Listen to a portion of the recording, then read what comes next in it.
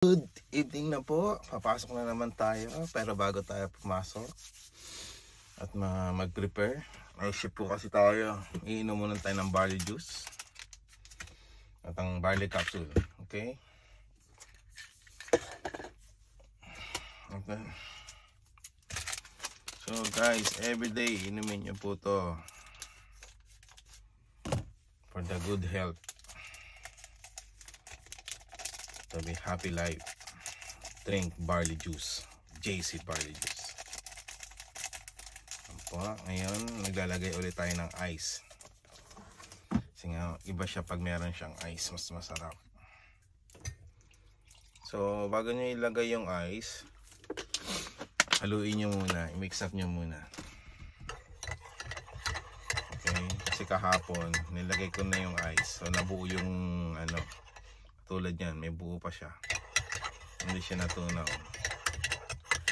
So kailangan mix up muna siya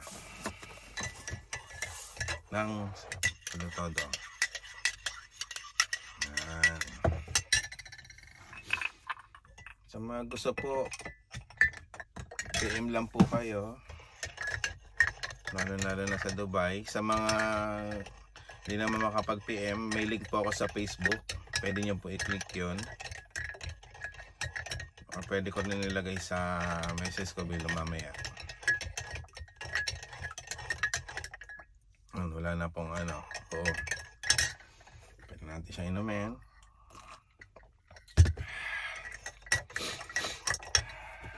Inuman natin din ng barley capsule.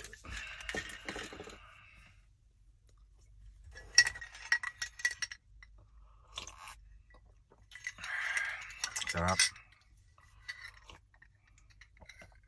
Pag umiinom po kayo nito, makaka-prevent din po kayo ng mga disease, mga sakit like asthma, high blood. Lalo na ako, high blood po ako.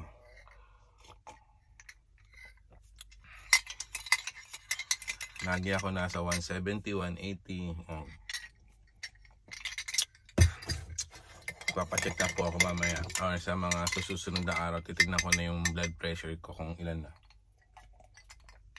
Baka maging normal na siya.